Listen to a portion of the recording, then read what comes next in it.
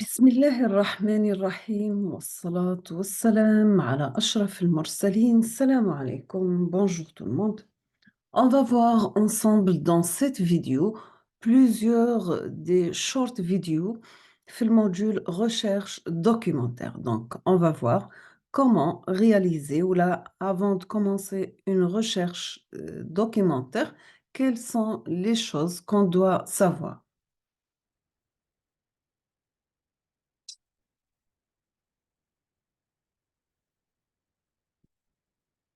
Une recherche bibliographique.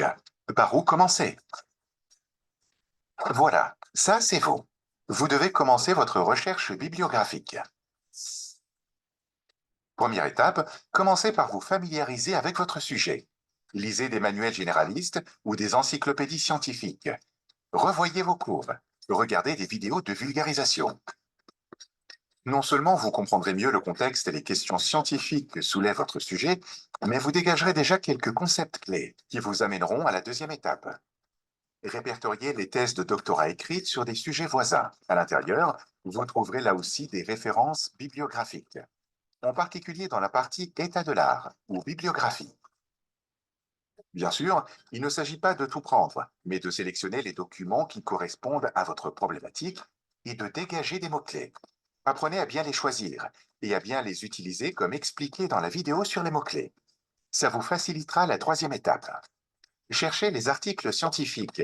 Interrogez des bases de données multidisciplinaires ou spécialisées sur votre sujet. Et là encore, soyez critique vis-à-vis de ce que vous trouvez. Un doute? Échangez avec vos enseignants et bibliothécaires. Vos choix sont validés. Procurez-vous les textes dans leur intégralité. Exploitez leur introduction, leurs références bibliographiques, leurs mots-clés. Et de fil en aiguille, élargissez votre recherche. Maintenant, on passe à la deuxième vidéo pour la deuxième étape.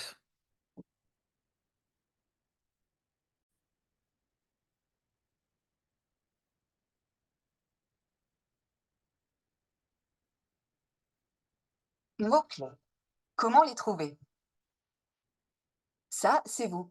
Pour mener vos recherches, vous avez besoin de mots-clés. Mots-clés qui devraient vous conduire vers de nouvelles informations. Pour trouver ces mots-clés, il y a des recettes toutes simples. Vous prenez le texte de votre sujet, vous dégraissez. Ne gardez que les noms ou groupes de noms qui structurent le propos. Vous supprimez les doublons, vous éliminez les accents, mais aussi les prépositions et les articles, qui sont des mots vides. Vous regroupez les mots qui tournent autour du même concept. Pour les termes compliqués, utilisez des outils comme les index, les thésaurus, les ontologies informatiques. Certains lient les concepts entre eux. Vous enrichissez cette première base avec des synonymes. Vous ajoutez des termes génériques et des termes plus précis. Selon votre discipline, vous les traduisez en anglais pour accéder à davantage de documents. Vous avez maintenant une liste de mots. Tapez-les dans la barre de recherche et combinez-les à l'aide des opérateurs booléens et, ou, sauf, ou and, or, not. Après cela, vos recherches dans les bases bibliographiques devraient être efficaces et exhaustives. Vous trouverez facilement des sources et vous pourrez utiliser leur bibliographie pour aller plus loin. On passe maintenant à la troisième partie. Donc, on passe Comment à la accéder à troisième des partie. documents? Pour accéder à des documents, l'Université Paris-Saclay a développé un outil, Focus. Focus fonctionne comme un moteur de recherche. Vous saisissez vos mots-clés ou la référence du document que vous cherchez. Focus propose alors, avant tout, les documents, livres, articles, bases de données que vous pourrez consulter et lire. Vous avez deux modes de consultation. Le mode vue locale, qui vous donne accès aux documents de votre établissement, et le mode vue commune, qui permet de voir tous les documents de tous les établissements de l'Université Paris-Saclay, mais auxquels vous n'aurez pas forcément accès en ligne. Quoi qu'il en soit, il indique surtout où et comment ces documents sont accessibles, ce qui est très utile. Des questions? Adressez-vous à votre bibliothèque.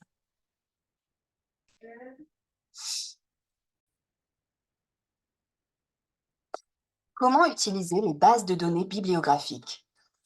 Pour vos recherches, vous avez besoin d'un maximum de références bibliographiques fiables. Dans la flopée d'outils disponibles, deux d'entre eux se distinguent: Scopus et Web of Science. Ces bases de données bibliographiques rassemblent toutes les sources, livres, thèses, articles, proceedings dont vous aurez besoin. Ce sont des sources scientifiques validées. Vous êtes sûr de la scientificité et de la qualité des documents. Sur Scopus ou Web of Science, vous pouvez faire une recherche avancée grâce à de nombreux critères: titre, abstract, signature, établissement d'origine et avec les opérateurs booléens. Si votre établissement est abonné, vous pouvez utiliser les fonctionnalités de bibliométrie. Vous pouvez savoir qui travaille sur quoi, qui travaille avec qui cite qui, et trouver ainsi des collaborateurs. Seule limite de ces bases de données, elles ne vous donnent pas toujours accès au texte intégral. Mais pour savoir si vous pouvez les consulter, vous avez Focus.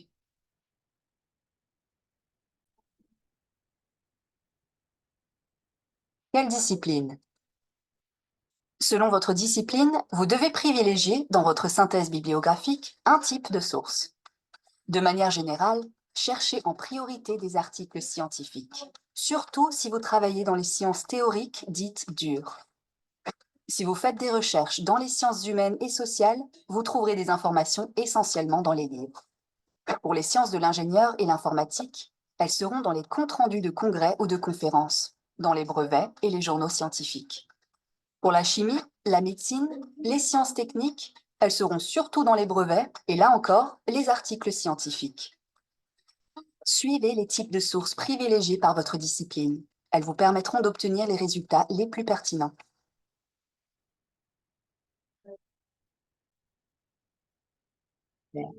Trois astuces pour réduire le nombre de résultats. Vous venez de taper vos mots-clés dans la barre de recherche et le moteur affiche des pages et des pages de résultats. Voici trois astuces pour ne garder que les plus intéressants. 1. Utilisez les opérateurs booléens. D'abord AND ou ET pour garder les documents qui contiennent tous les mots-clés, pas ou not pour exclure les documents qui abordent des sujets que vous ne traitez pas. 2. Supprimez les langues que vous ne comprenez pas. 3. Triez par date. Commencez par les documents les plus récents. Ils résument souvent l'état de l'art, c'est-à-dire les découvertes précédentes, ce qui vous évite de refaire tout l'historique.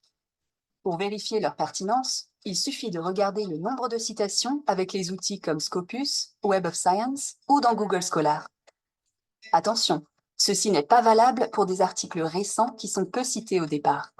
Mais n'oubliez pas, si vous citez un article, citez toujours l'original, que vous aurez bien sûr consulté et non l'article ou le document dans lequel vous l'avez trouvé. Retournez toujours à la source.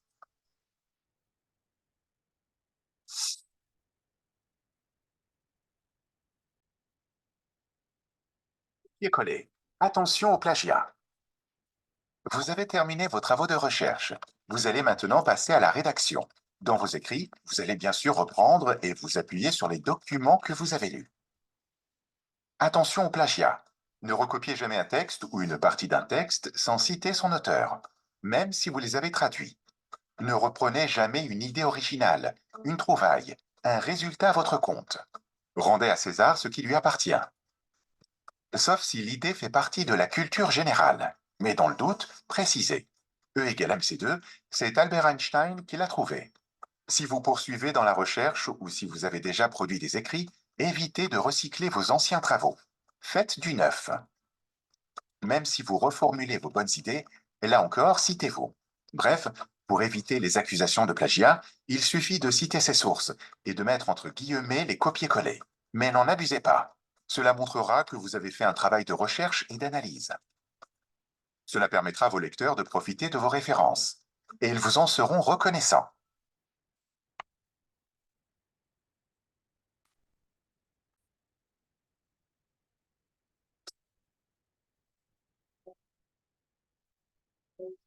Avant de pouvoir répondre à une question scientifique, le chercheur doit mener une recherche documentaire, afin de réunir toutes les informations dont il pourrait avoir besoin. De nos jours, nous avons accès à une quantité inouïe d'informations sur des supports multiples. Le chercheur se doit donc d'être vigilant et rigoureux quant aux sources à utiliser pour sa propre recherche. La recherche documentaire contribue notamment à définir le cadre théorique. Allier richesse documentaire et rigueur scientifique nécessite donc de respecter quelques étapes.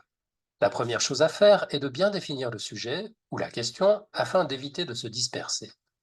Parfois, il peut être nécessaire de faire un choix parmi plusieurs aspects du thème étudié, ce qui permet de formuler une question de recherche plus précise. Une technique pour bien délimiter le sujet de recherche peut passer par la précision des concepts en jeu, ainsi que par l'utilisation de mots-clés. Quelle que soit la question, raisonner en mots-clés permet de cibler l'essentiel. Une fois les mots-clés identifiés, il faut sélectionner les sources d'information. Celles-ci dépendent bien évidemment du contexte de la recherche, de la discipline et de la thématique. Les chercheurs doivent tout d'abord localiser les documents dont ils ont besoin. Ceux-ci peuvent se trouver dans des bibliothèques, des instituts, des archives, etc.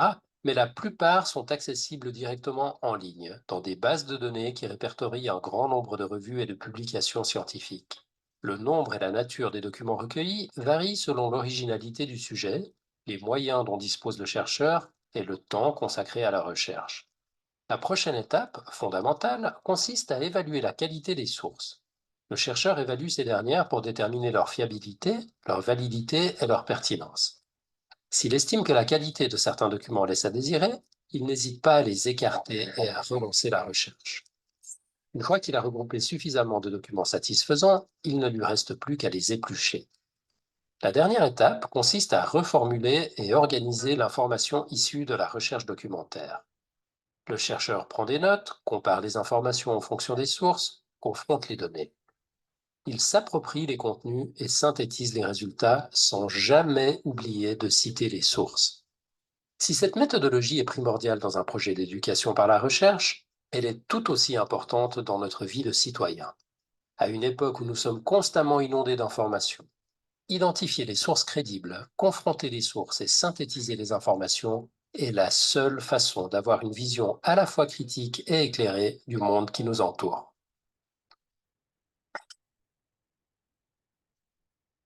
Donc, je vous remercie infiniment pour votre attention et à la prochaine vidéo, Inch'Allah.